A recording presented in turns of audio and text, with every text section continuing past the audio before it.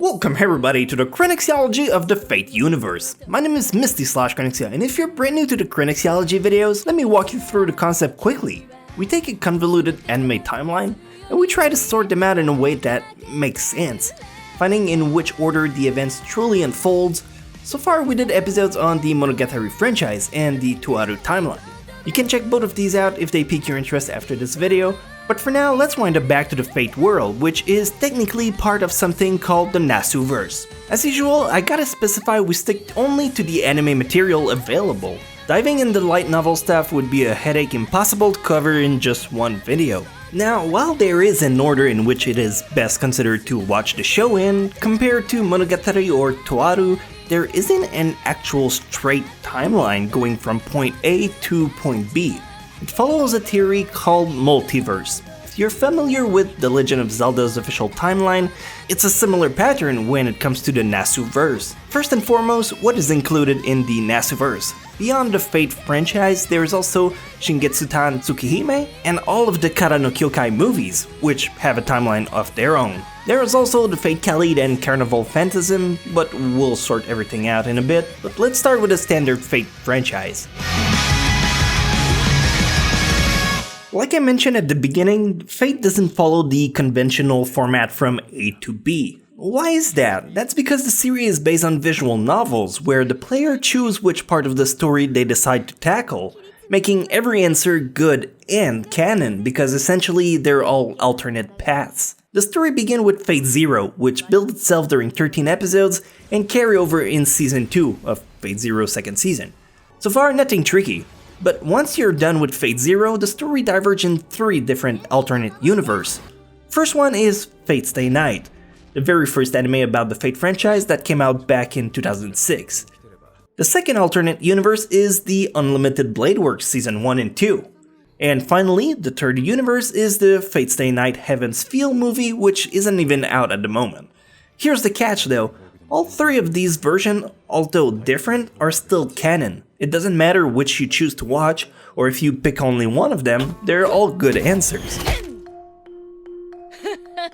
Watching all 3 alternate paths will give you added background infos on certain characters, or give you a better understanding of the big pictures. If you're looking for the most flashy one and the best production value, then I suggest you tackle Fate Zero Season 1 and 2, followed by Fate Stay Unlimited Blade Works Season 1 and 2. Watching the rest will give you a better understanding of the universe. So where does the rest fit in all of this? Well, Tsukihime is probably the simplest to explain. While it is happening during the same time the events do, it is somewhat unrelated. You could watch it at any time and it wouldn't really affect the timeline, as it is similar to starting a new branch. Same thing with Kara no Kyokai. It's starting a new branch within the same timeline, but for this one it's a bit more complicated. Personally, when it comes to Kara no Kyokai, what I recommend is to watch the movies in broadcast order, so from 1 to 7 including the epilogue at the end. But that's not how the events unfold. The proper order of chronological events for Kara no Kyokai is the following. You start with movie 2, then it's movie number 4, movie number 3, the first movie number 5, movie number 6, movie number 7, and finally the epilogue. It's possible to watch them in the chronological order like this, but it would be more confusing since you wouldn't grasp why certain events unfold the way they do. So again, I must stress the broadcast order is the way to go on these movies. But hey, it's your call truly. And that leads us to cover the Fate Khalid. As opposed to Tsukihime and Kara no Kyokai, Fate Khalid is a parallel universe that's canon and not at the same time. We know Khalid happens after Fate Zero, since in Fate Zero, Ilya, the main girl, is 8-year-old, and in Fate Khalid, she's 10.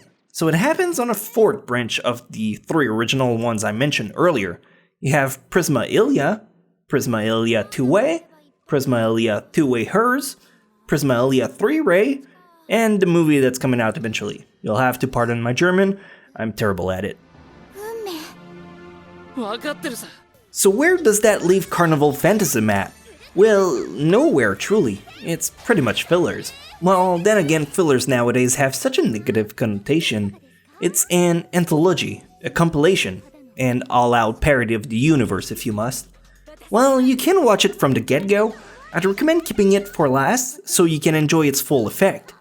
Did I lose you somewhere in there? It's very possible I wasn't clear enough, so I'm gonna try to dumb it down and give you a simpler linear path to follow.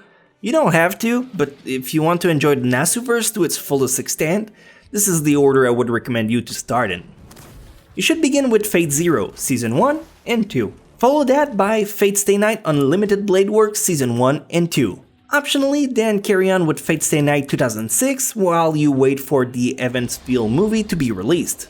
Next, you'll want to carry over to Tsukihime, not a crowd favorite, but still an interesting adaptation, followed by the broadcast order of Kara no Kyokai, movie 1 through 7, and ending with the epilogue. Next up, you'll want to pick up Fate Khalid Prisma Ilya, then 2-Way, 2-Way Hers, 3-Ray, and the movie. Here it's pretty linear. And once you're all done, wrap it up with Carnival Phantasm. Boom, you got everything. If you want to dive in more, there's the novel. Good luck with those. I hope this episode of Chronexialogy about the Nasuverse was mighty helpful. If it was, can you give me a thumbs up? It was pretty hardcore to get the research down and hopefully get everything right. I think I got it all accurately enough. If you'd like to check out more Chronexialogy, check out the end card where we did the Monogatari one and the Toaru timeline. If you want more in the future, please tell me about which universe timeline you'd like me to sort. I know some are pretty confusing to try and understand, but maybe I'll be able to help out with that. Don't forget to subscrizzle if you enjoyed my company, and I will see you guys next timeline.